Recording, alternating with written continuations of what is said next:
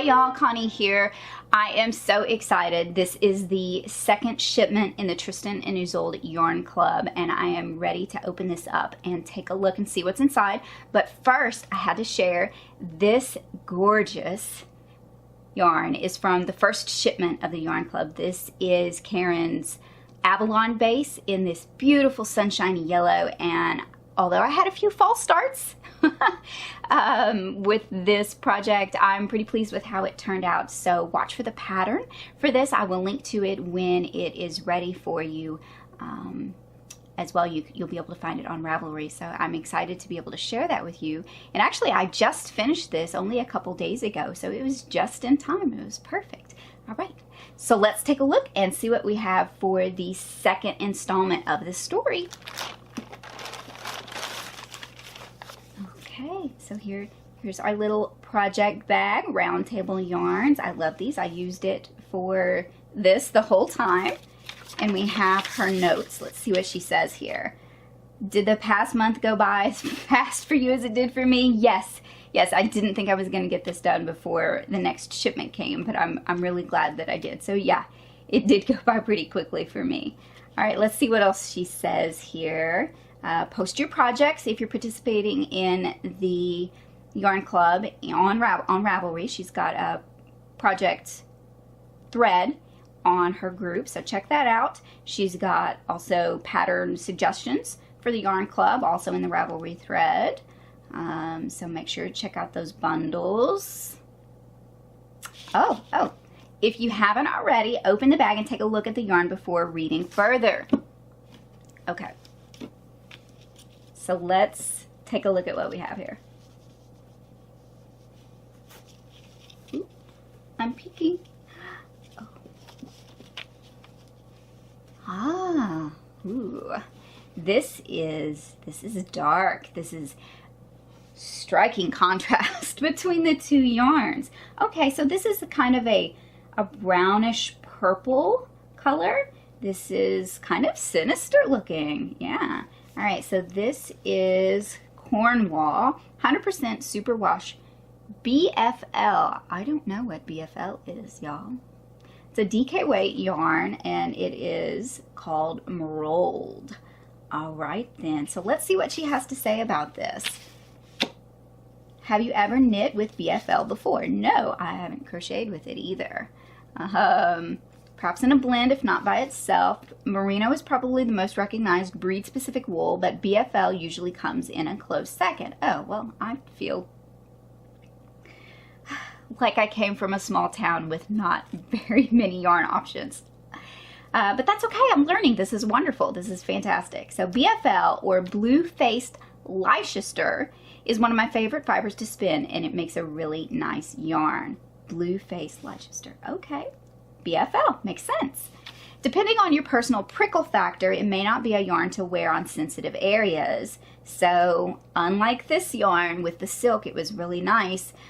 This isn't quite as soft, so it's not super scratchy, she says. So if you're not super sensitive, it shouldn't be too much of an issue. But compared to this one, it may be a difference. Okay, well, I mean, it certainly looks like a difference.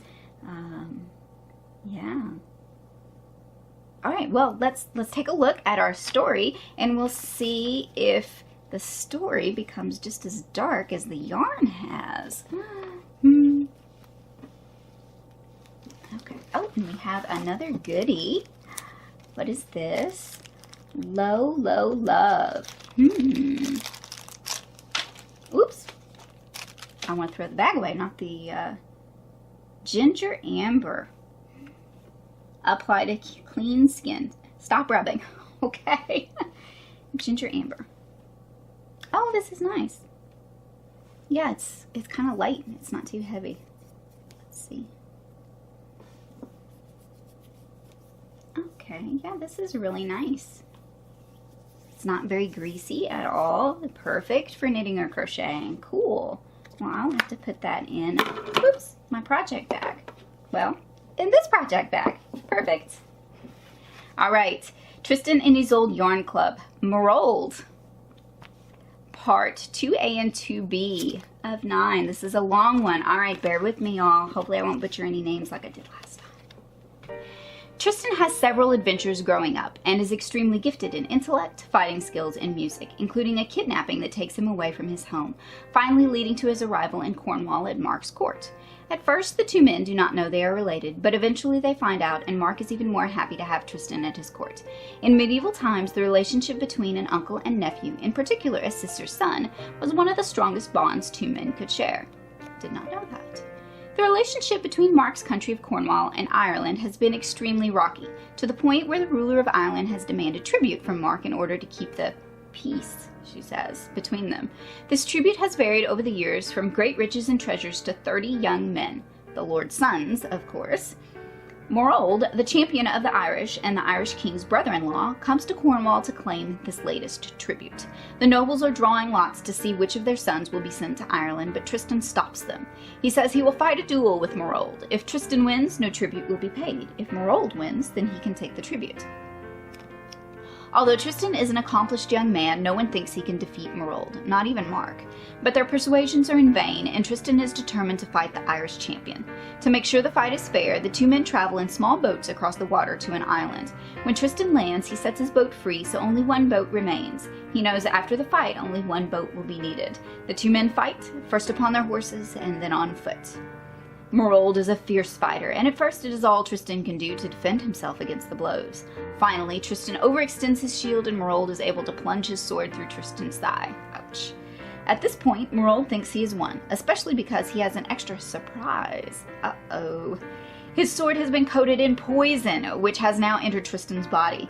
Even if the wound itself doesn't kill him, the poison will. The only person with the ability to create an antidote to the poison is Morold's sister, the Queen of Ireland. Tristan doesn't give up, however, and attacks Morold anew with even greater energy. Tristan is finally able to gain the upper hand and strikes Morold's helmet, sending it flying off his head. Morold tries to escape, but Tristan strikes again, this time cutting off Morold's sword hand. How would I crochet? At this point, Morold is finished, but Tristan makes sure of it by striking a final blow on his skull. The blow is so hard that a small fragment of Tristan's sword is left embedded in Morold's skull. Ew. Grisly. Tristan gets into the boat and returns to the waiting men, hiding the fact that he has suffered a wound. Morold's men go to fetch his body so they can send it home to his sister. When the queen prepares the body for burial, she discovers a sword fragment and vows to get revenge on the man responsible for her brother's death. Meanwhile, Tristan's wound is treated by many doctors, none of whom are able to heal it.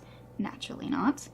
He decides that he must seek the Queen of Ireland to gain the cure for the poison. However, he knows the queen will not heal her brother's killer.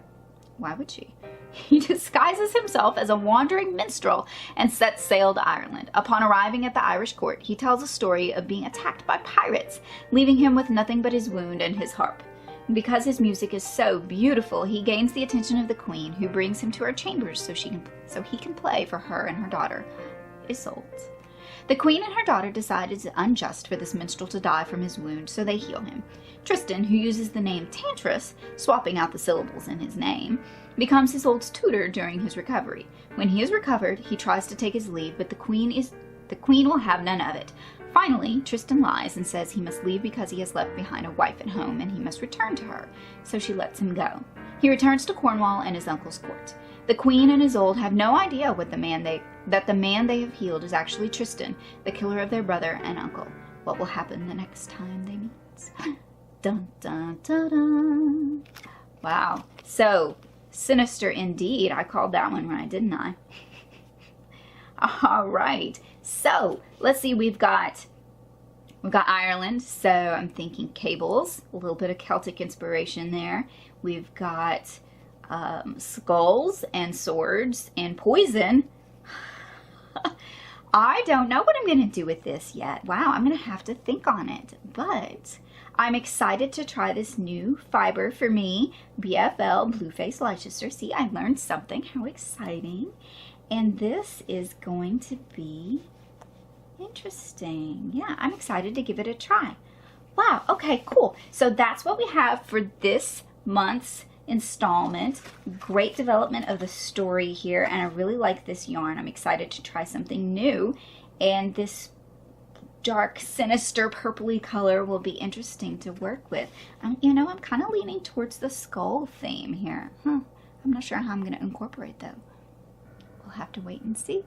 All right, so this has been exciting. I can't wait for the next installment. I'm going to get to work on something with this yarn, and hopefully I will have a pattern to share with you. Well, probably not next month. I gotta get this one finished first, but soon I will have a pattern with this yarn as well coming up. So I'm excited to get started on that, and I will see you next time.